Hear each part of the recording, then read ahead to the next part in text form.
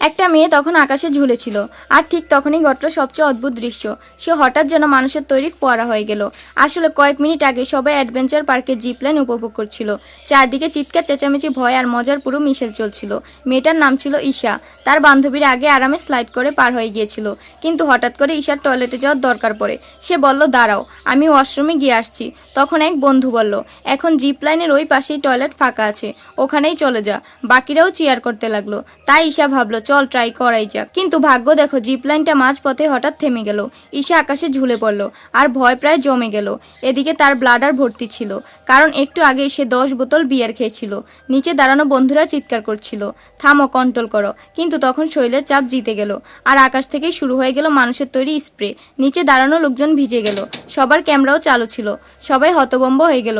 এতটাই শক্তিশালী ধারা ছিল যে সবাই বলছিল, ভাই এই ব্লাডারে কি ছিল।